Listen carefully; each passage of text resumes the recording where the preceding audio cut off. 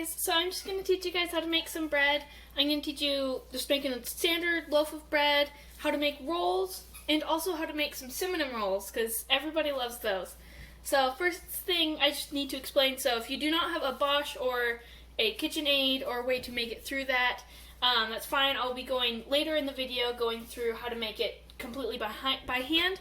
But if you do have a Bosch or a KitchenAid, you would want to have this type of attachment, metal. It allows the whole thing to kind of knead, which is important when making bread, allowing the bread to be kneaded.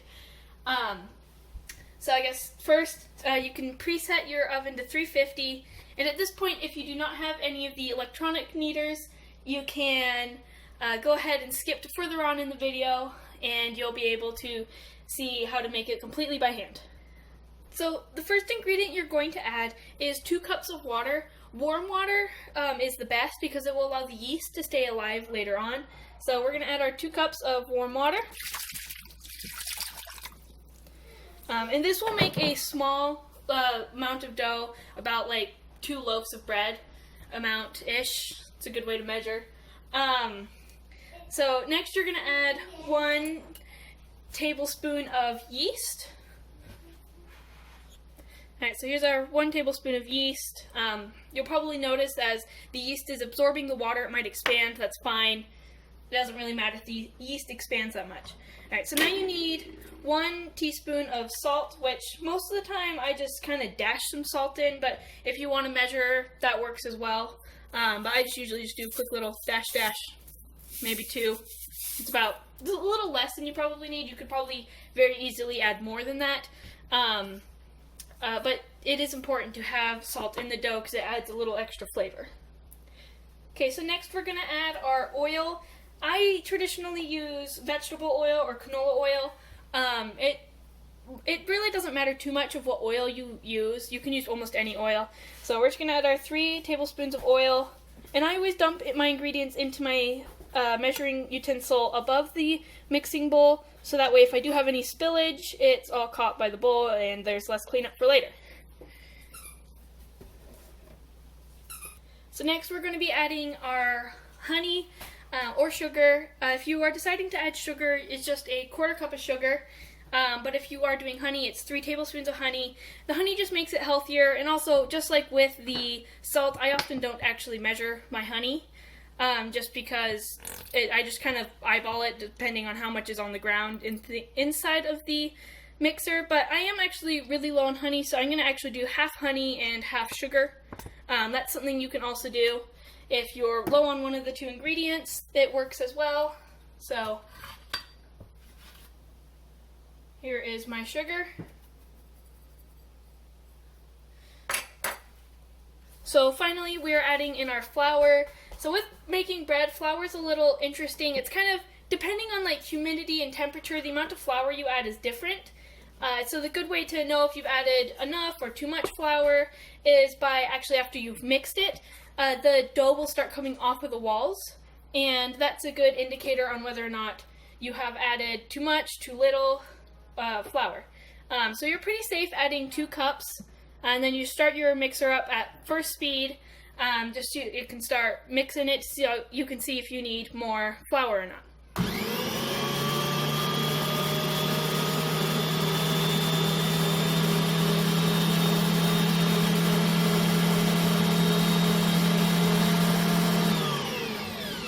So as you can see here, the dough is still very runny. We need to add more flour to that. But you can even add flour as you're mixing it. That's fine to do. It will actually, it speeds up the process of making the bread if you're adding the flour as it is mixing. So I'm going to start adding in my flour, and I'll show you guys what it looks like when the dough starts coming off the walls.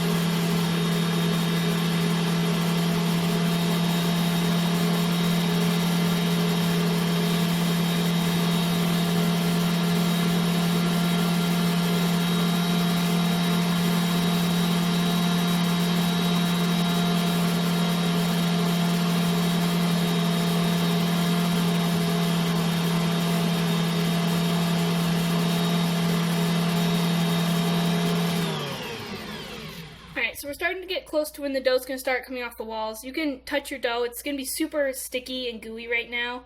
Obviously, you want to wash your hands before you touch your dough. But the dough's going to be kind of sticky, gooey right now, kind of gross feeling. But it's going to start to be coming off the walls.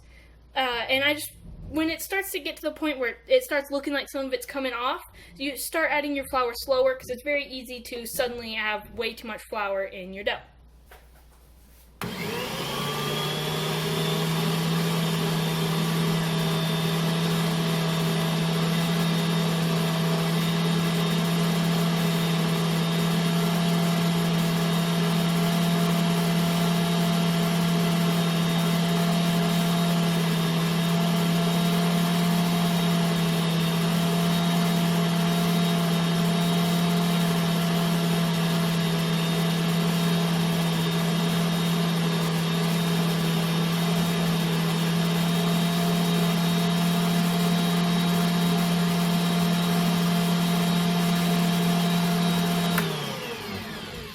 So as you can kind of see, the bottom of the dough is starting to come off. And since this is a smaller amount of dough that we're making right now, it might have a harder time reaching the higher parts, but also if you pick up your dough, you'll notice it's a lot less sticky. I mean, it is still pretty sticky, but it's still a lot less sticky than it was. So I would say with how sticky mine is, I would still want to add a little bit more flour, but not too much more. Alright, so I'm going to add a little bit more flour now. And maybe some of the extra stuff up here on the walls will start coming off, but down here the walls are actually almost completely clean. They just have maybe small residue of flour, but besides that they're pretty much completely clean.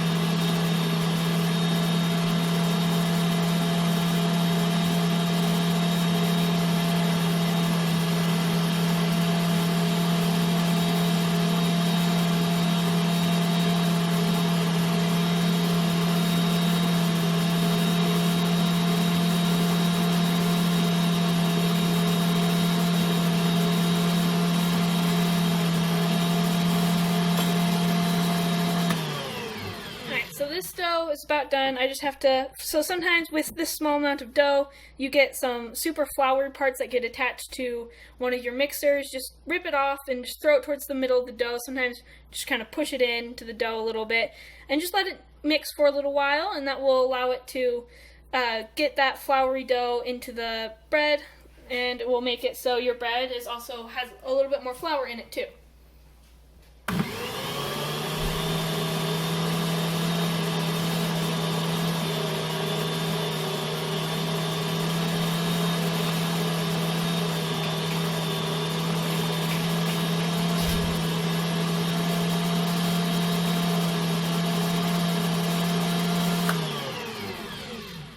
Alright, so it's almost done now with mixing wise. As you can see, it's not quite as sticky as it used to be. It's not like full on sticking to my hands anymore. But once you get to a point like this, you're actually going to, if you have a lid, you're going to want to put your lid on. If not, that's okay. It doesn't really need one. It just makes it a little bit better if you do have one. And you're going to have to now actually do the kneading part of your bread. Because right now we've just kind of mixed all the ingredients together. We have to actually knead the ingredients in so that way the yeast can activate and the other, like everything can be fully mixed in. So with a Bosch, you're going to turn it to your second speed and you're just going to let it run for 7 minutes and just give it 7 minutes to knead, set a timer, and this will make it so that way everything is fully mixed in. So I'm going to skip through this part of the video. I will start it up for you and show you guys me turning it off, but I am going to skip through the actual 7 minutes because I don't want to make you guys sit here for an extra 7 minutes.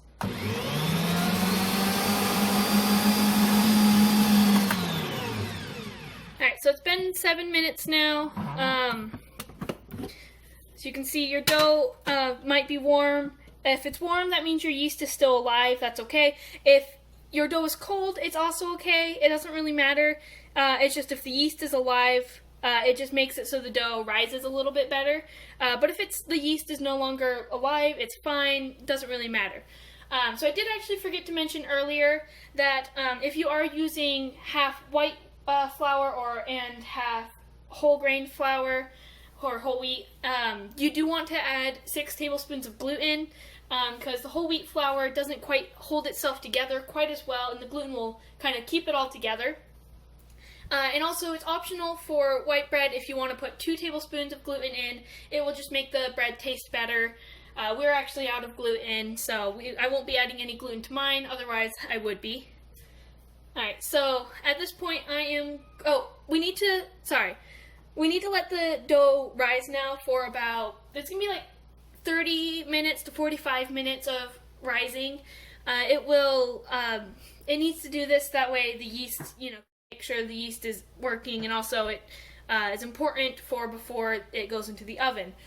So we'll just leave it in here, cover it with, I'll just be using some paper towels today.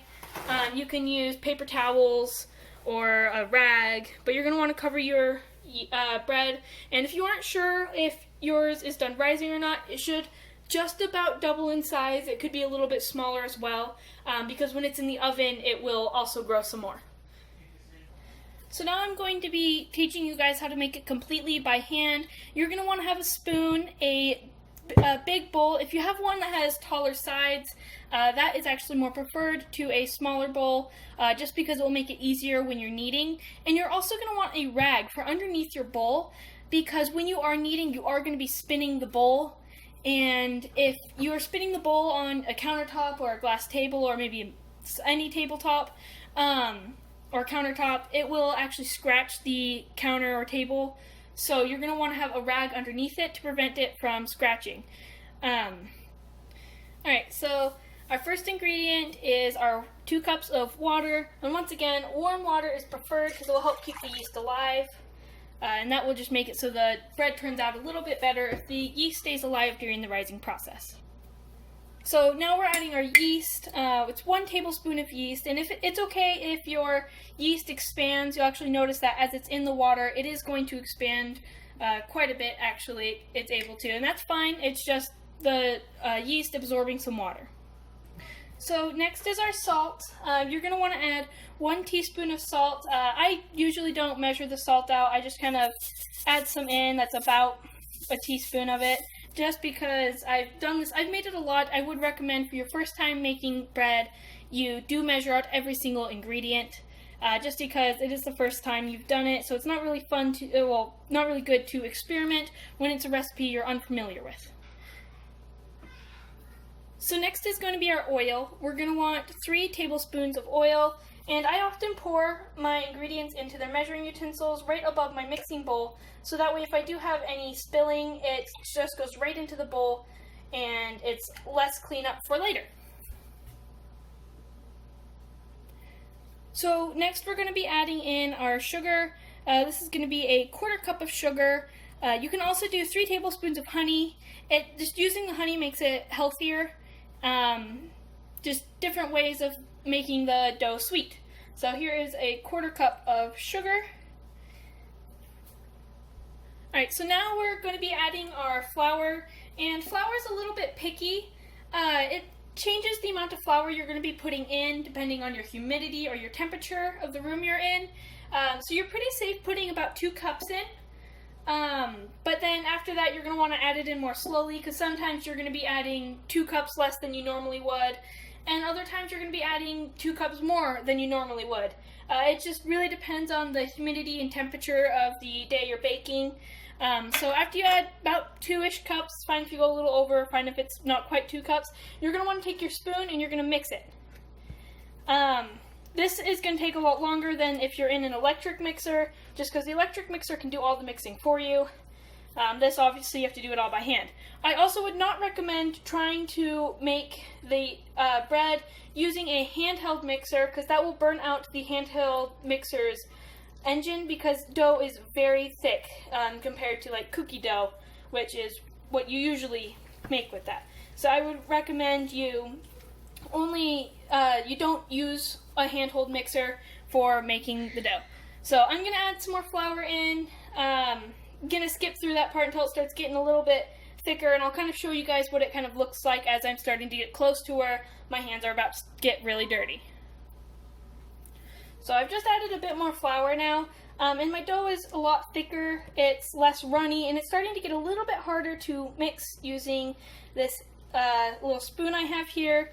But the reason I actually do like having these spoons that can bend, like this, is because they're able to scrape the sides of the bowl better than a normal spoon, because it's able to conform to the shape and size of the bowl. Well, not size, but the shape of the bowl, just because it's able to bend. And this allows you to make sure all your flour is being mixed in. But as you can see, it is starting to get a little too thick for me to be able to use this to mix. So I'm actually going to take all the dough off of here that I can, take this and set it aside, and start using my hands to mix it. Now this is going to get your hands to be very dirty very quickly. But you're going to start doing the kneading process. Now, as you can tell, I obviously do not have enough flour yet. And even though my hands are covered in dough, just try to get as much dough off as possible. Also, make sure you wash your hands before baking. And you're going to take your measuring utensil and put some more flour in. Your measuring utensil is probably going to get pretty dirty just because, well, you got a lot of dough on your hand. But you're going to want to get some more flour so that way you can mix it in. And also maybe get an extra one that's just full sitting off to the side, so that way you don't have to be continually reaching into your flour. So you're going to want to kind of mix it in.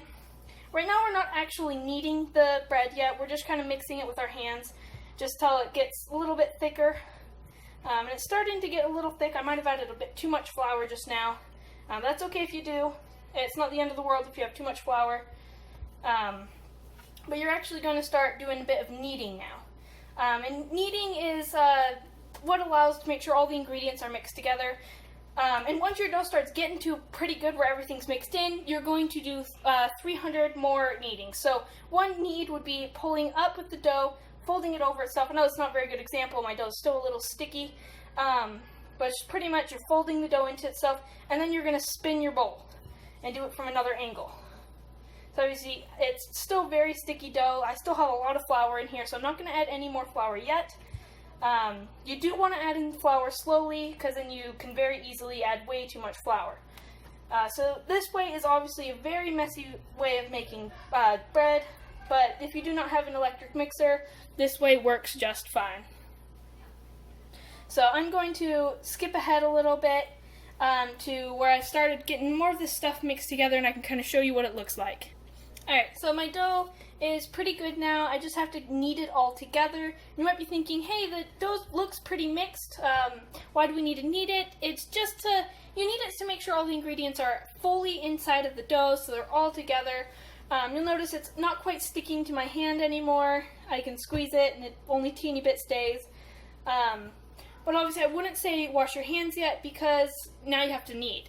So if you do not want to knead inside of the bowl, then you can take a countertop without anything on it. Make sure you disinfect it and clean it first, and you put some flour on it, and you do the same thing we're about to do in the bowl. Doing it in the bowl just makes it a little bit cleaner, and makes it so that way well, in some cases it's actually easier to mix in a bowl. We have a favorite bowl for mixing our dough in if we can't use our Bosch. This is not our favorite bowl. It's currently being used for something else. But this is what the dough looks like when it's got enough flour in it. And kind of stretch it. You'll see it doesn't really stick quite as much. Your bowl, unlike using a Bosch, will still be very dirty. That's okay. But you have your dough. And now if you feel like you're having a hard time mixing it all together with your hands because the dough is sticking too much, you can actually take some flour and put it on your hands and just rub your hands together above the dough, and your dough will come off of your hands. It might take a little bit, but as you can see, it just comes kind of almost right off after a little bit of time. And then you can just mix those little pieces in. Your hands should be clean, so it should be totally fine. So now I'm going to teach you guys kind of how to knead. So you're going to kind of pick up some of the dough, fold it in half, and push down. Then you're going to spin your bowl, and that would be once that we've kneaded. So now you just kind of do that process. Sometimes it doesn't look like you spin very much, but that's okay. But you're going to count to 300 each time you've completed one. So it'd be like 1, 2, 3, just like that. You do that until you count to 300, and you're going to want to kind of push down on the dough too. I know it might make it might seem a little weird to be pushing down on something that you're making. But you want to fold and kind of push it down so all the dough sticks to itself. Then spin the bowl and fold in half and push it down. And you just kind of mix the bowl like that. I might actually need to add a little bit more flour to mine, but it won't be too much flour. And if you feel like suddenly in the middle of your mixing, hey, my dough is suddenly sticking like crazy to my hands, that probably means that you need more flour in your dough. And it's a little hard to know what good dough looks like if you've never seen it before. But you can kind of just feel it. It should stick a little bit to your hands, but not like crazy. So I'm going to do my kneading, and then I will get back to you guys. Alright, so I've kneaded about 150 times. And I was hoping I would be done, but there's a way to test that way you know if you are. So if you can see, you can stretch your dough out, and once it kind of gets see-through, that's the bonds. But see how it just kind of breaks super easy? You can't really get it super thin, and it just kind of breaks. That's how you know it's not done. And so what you're doing when you're kneading is you're forcing a chemical reaction to happen. And something else I did actually want to mention is that when you are kneading, you might notice that sometimes your dough is kind of just, some of it's not quite coming in, maybe it's on the bottom. You can just like pick up your whole thing of dough, and you can just flip it over, and then you can start kneading again. So I'm going to continue kneading. I'm about halfway done, and then we can do that test again to see how much it's bonded together. Alright, so something you can kind of think about while you're kneading, because I know it takes quite a while, is that when you're kneading the bread, you're actually forcing a chemical reaction to happen. Which is why you can't just mix it and say it looks good, is because the chemical reaction hasn't happened yet. And so you want to make sure that that chemical reaction happens, and so while you're kneading it, you're forcing that chemical reaction to happen. Alright, so I'm almost finished kneading. You'll probably notice I kind of do this weird thing where I use both my fists and kind of spin it. It's just a weird way I like to try to knead.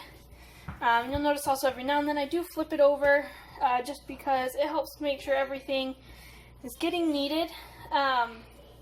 So I'm almost done kneading. You'll probably, by the time you get almost done, you'll probably be pretty tired. Your arms will probably hurt. Mine hurt too. I usually make it using the Bosch, so I'm not quite used to making it by hand, but I do know how to, just in case I am unable to use the Bosch.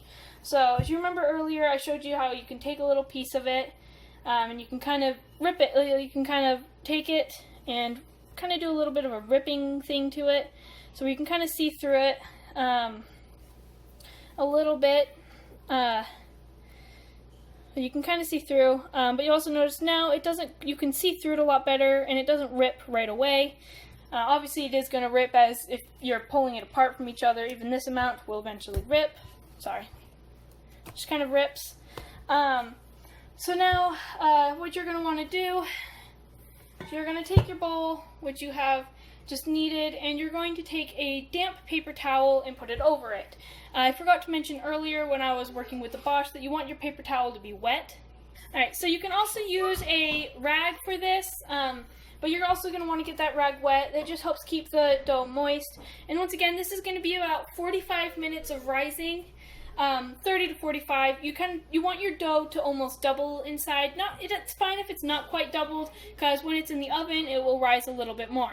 So I'm gonna let this sit here, and I'm gonna go work with the dough in the Bosch. But now I'm just gonna be showing you how to take the dough and put it into a bread pan.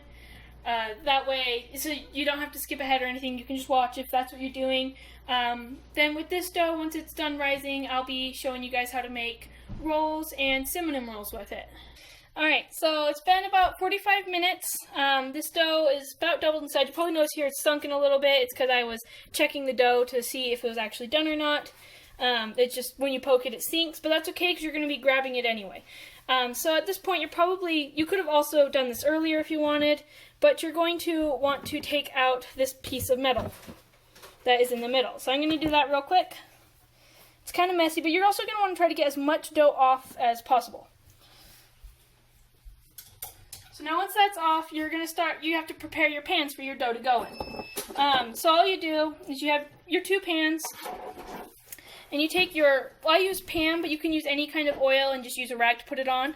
And you just want to make sure the entire pan has some oil on it. so that way it's able to come off easy. So you want to make sure everywhere has oil, but you also don't want a puddle of oil, because then that's going to be way too much oil.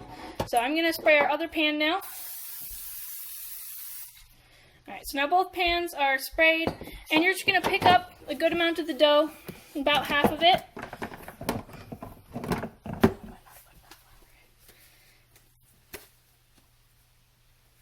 Alright, so like I was saying, you're going to want to grab about half of your dough, and if it's warm, after you're done kneading it, I guess the first time, that means your yeast is still alive. That's good.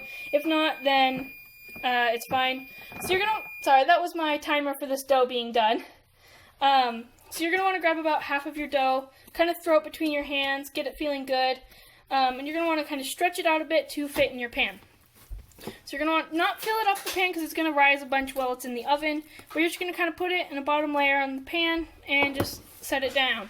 So then you're going to want to grab the rest of your dough, which might take you a little bit just because there is a lot of dough. I oftentimes have to take my bowl off of the Bosch stand in order to be able to get all of my dough out, just because it gets a little bit higher when it is in the Bosch stand. So you want to grab the rest of your dough as much as you can is the best. But if you can't get it all, that's okay. And you're just going to want to do the same thing. Grab with your other pan, take your dough, kind of throw it between your hands a little bit, and put it in your pan, and spread it out. Now, if your pan isn't all the way full with dough, that's okay. It just might mean you're going to have a smaller loaf. And if you have a smaller bread pan, you would want to use that for the smaller bread. But if you can't fill it up all the way, that's okay. It's not the end of the world. You could take some from your other pan and put it in. But I'm just going to leave it how it is because it doesn't really matter. So we have our 2 loaves of bread now. And we're going to put them in the oven. Alright, so our loaves of bread are going to be in the oven for about 25 to 28 minutes. So while we're waiting, I'm going to show you guys how to make rolls and cinnamon rolls. So making a roll is pretty simple. First, you got to get your pan. I'm using a round pizza pan just because our normal cookie pans are actually being used right now. So I'm going to be using our round pizza pan. You can even use like a like one of those pans with big walls. I forgot what they're called. We call them brownie pans. So first, what you're going to do is you want to get some oil on it. So just take your spray-on oil, spray your pan, or you could, if you don't have any spray-on oil, you can just take a rag with some other oil, like canola oil or vegetable oil or olive oil, and just wipe it on the pan. You want to make sure there's some everywhere. So I'm going to be using this pan both for my rolls and my cinnamon rolls. So what you're going to do is you're going to take a small ball, and you're just going to kind of throw it between your hands for a little bit.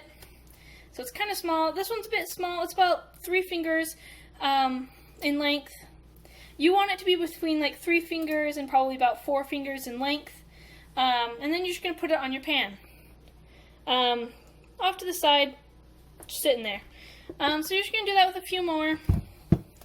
Kind of grab some dough. If you need more dough, it's fine. You can just grab some. Just going to grab your dough.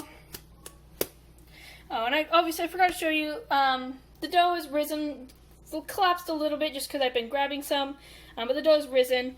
So this is about the smallest you want to get, and this is about the biggest you want to get. So this one's about 4 fingers wide, and this one's about 3 fingers, which is about 2 inches-ish to 4, maybe 3, I don't know. Not good with measurements. So I'm just going to do that for a little bit, just making some rolls. And then after I get some rolls on, I'm going to show you guys how to make some cinnamon rolls. Alright, so I've finished 7 rolls now. So I'm about to get ready to make some cinnamon rolls. I have about this much dough left. So I'm going to make some cinnamon rolls with it. Alright, so now you're going to want to clear off a pretty good sized counter space. You're going to want to make sure it's clean, and we're going to start making the cinnamon rolls. Alright, so you're going to take some flour, and you're going to actually spread it across the countertop. Some people like putting something down first to make it easier to clean up, but sometimes doing that also makes it harder for you to actually make the cinnamon rolls. So I just spread some flour out on the countertop, and I'll actually pick up a good amount of my dough out of my bowl, and I will plop it down right in the middle. Try to get as much dough out of your bowl as possible. You're going to want to start to flatten it out a little bit. Okay. So after it's getting kind of flat, a little bit flatter, you're going to want to get a rolling pin. This is my favorite type of rolling pin. It has no handles. You just kind of push down on it.